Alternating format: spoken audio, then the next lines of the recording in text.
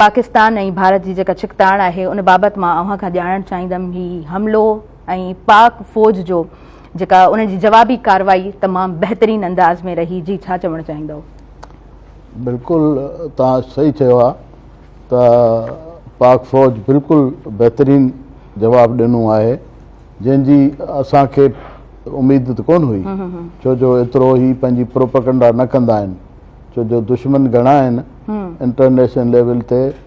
जॾहिं हिननि इहो एटम बम ठाहियो तॾहिं इलाही काफ़ी उनखे सीक्रेट रखी पोइ ठाहियो वियो, उनजी मुखालफ़त थींदी वई ऐं उनजा जेके साइंसदान हुआ उन्हनि जी एॾी वॾी सिक्योरिटी हुननि खे रखणी पई जो मतिलबु इस्लामाबाद में त उन्हनि जा मुख़्तलिफ़ घर हूंदा, उहो हिकिड़े कंहिं घर में न रहंदा।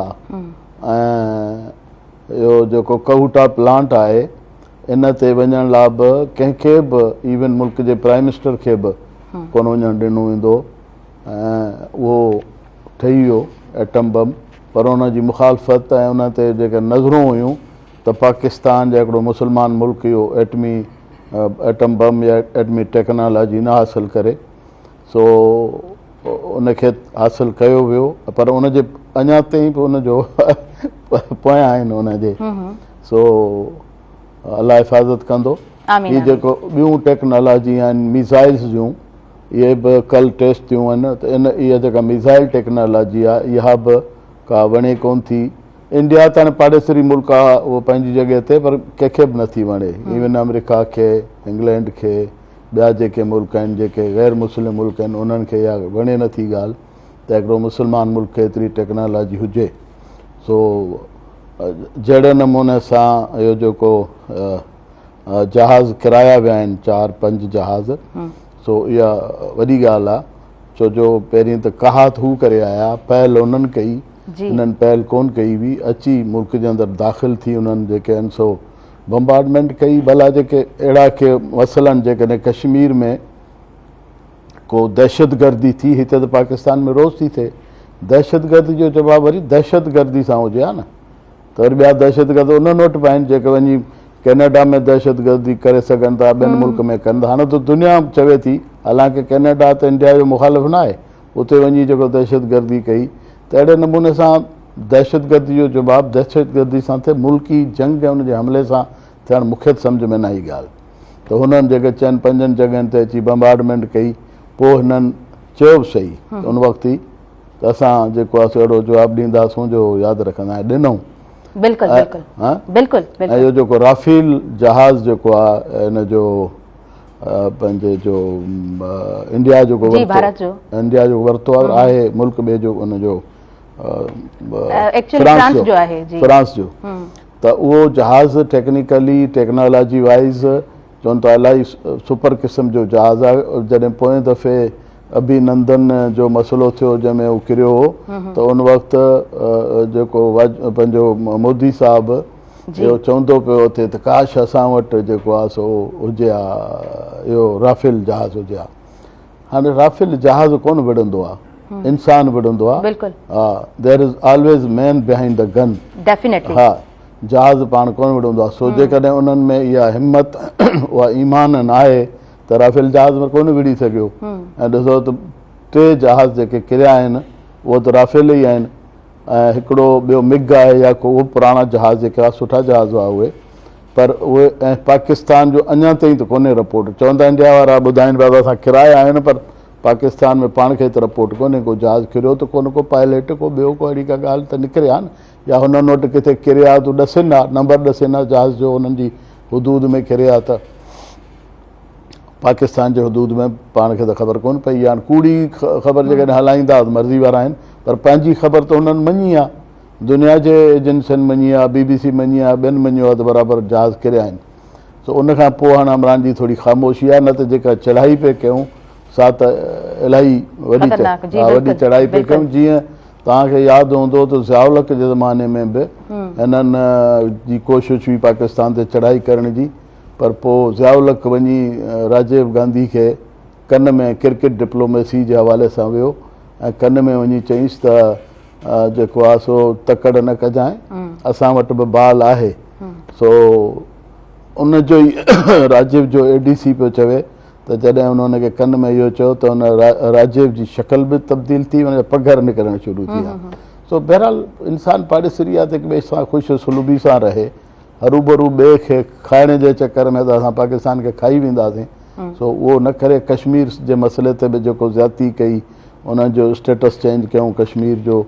हालांकि इहो कंट्रावर्शियल इलाइक़ो हुयो ऐं इन जो पाकिस्तान शुरू में जॾहिं ठहियो त कश्मीर पाकिस्तान जो हिसो ॻणियो वियो, पर उन ते उन्हनि कब्ज़ो कयो या ॿिया बि कई इलाइक़ा जिन ते कब्ज़ा कया ज़बरदस्ती। ऐं बाक़ी पाणी जे मसइले ते पाणी ऐं इंडिया ऐं पाकिस्तान जे विच जी ॻाल्हि थो कयां। हा, त उन में बि हिननि मुदाख़लत करण जी कोशिशि कई आहे त उनखे टर्न कयूं पाणी खे। पहिरीं बि कंदा रहिया आहिनि, जेका इंदिरा नहर निकिती आहे सो हिन पाणी खे ई टर्न कयो हुयो। ऐं पर पोइ उन में हींअर वरी मज़ीद उन सां छेड़छाड़ कनि था पिया। सो उहो त कंदा, दुश्मन त जेको नुक़सानु पहुचाए सघंदो सो पहुचाईंदो। पर हाणे इहो दुश्मनी जेकॾहिं परमानेंट न कजे ऐं ॿ पाड़ेसरी मुल्क आहिनि पाण में अमन सां रहनि त बहितर आहे। इंडिया वॾो मुल्क ज़रूरु आहे, बर्दाश्त करे। ऐं ॿी ॻाल्हि इहा त जेको शाइनिंग इंडिया वॾो हिते डंडोरो पिटियो, इहो शाइनिंग त नज़र अची वई त केतिरी शाइनिंग आहे। बिल्कुलु शाइनिंग ब्लास्ट सां थी आहे। हा, बिल्कुलु सही पिया चओ। अच्छा, लतीफ़ सरकार चयो आहे न त अॻराई जो करे खतासो खाए, सो ही इम्पैक्ट पूरी दुनिया ताईं कीअं पहुतो आहे? छा था सम्झो ही अॻराई जेका भारत जे तरफ़ खां कई वई आहे, पूरी दुनिया में इहो मैसेज कीअं स्प्रेड थियो आहे? ॾिसो, पाकिस्तान खे हमेशह कमज़ोर मुल्क करे हू चवंदा रहिया आहिनि त पाकिस्तान कमज़ोर आहे इकोनॉमिकली। असांजे हुकुमराननि न उन्हनि पाकिस्तान जो नुक़सान बेड़ो गर्क त कयो आहे, पर इहो ज़ाहिरी त हिकिड़ो आहे त पाकिस्तान कमज़ोर आहे। जहिड़े नमूने सां विढ़े पियो उन नमूने सां कमज़ोर मुल्क ईअं कोन विढ़ंदो आहे। पोइ हुकुमरान ऐं इन तबिको ऐं ज़ाहिरी जेका हुकूमत आहे उनजी पोज़ीशन में बि कमज़ोर हुजे, पर जेका डिफेंस टेक्नोलॉजी ऐं डिफेंस में जेका मज़बूती आई आहे उहा ज़रूरु आई आहे।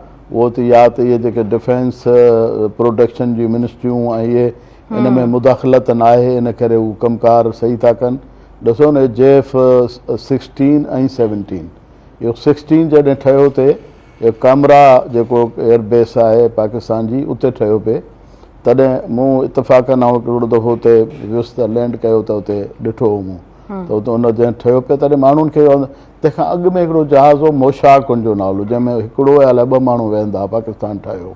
पोइ इहो JF-16 ठहियो ऐं पोइ वरी हाणे इहो 17 आयो आहे। पर हाणे ॾिसो न त जेकॾहिं इन में मुक़ाबिलो कयो आहे हिन JF-17 ऐं इहो जेकॾहिं हिन लेवल जो आहे वञे थो, जेकॾहिं इंटरनेशनल जेके हिन जा थियनि था मुक़ाबिला उते, त उते ॾिठो वञे थो JF-17 खे तस्लीम कनि था, सॼी दुनिया तस्लीम थी करे। त इन डिफेंस टेक्नोलॉजी में पाकिस्तान तरक़ी कई आहे ऐं ॿियनि में कोन कई आहे। हुन में पाण लाइ असां सिविलियन जो ॾोह आहे या सभिनि जो गॾियल ॾोह आहे, एज़ ए क़ौम ॾोह आहे, त इहो थी सघे थो। पर घटि में घटि इन में डिफेंस में पाकिस्तान तरक़ी कई, मिज़ाइल में, एटम बम में या जहाज़नि में उते तरक़ी, या मसइला सबमरीन ठाहियूं आहिनि पाकिस्तान।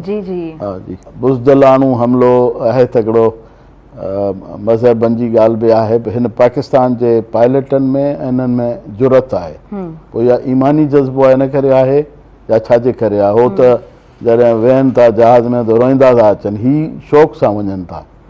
ऐं मूं ॿ टे दफ़ा पाकिस्तानी जेके पायलट आहिनि उनजो इंटरव्यू ॿुधो आहे, त हिकिड़ी ॻाल्हि ॿुधायां त भले खणी इहा पैदल फ़ौज जो जेको जंग आहे उहा बि ख़तरनाक आहे, बम वसनि था ऐं टैंकूं आहिनि, बंदूकूं आहिनि, सभु आहिनि, पर जेको जहाज़ सां जेको फाइट करणु वञे थो पायलट, इहो ॿिए जे मुल्क में घिड़े थो वञे अकेलो, हा, त उन में वधीक दिलगुर्दे जी बि ज़रूरत आहे ऐं उनजी उहो हुअणु खपे। छो जो जहाज़ में वञी अंदरि ॿिए जे मुल्क में लड़े थो, उते हेठां गोला अचनि था, फायरिंगूं अचनि थियूं, ॿियो जहाज़ सां जहाज़नि जो पाण में जेको फाइट थिए थी, त उन में दिलगुर्दे जी ॻाल्हि आहे। पाकिस्तानी पायलटनि में शायदि आहे।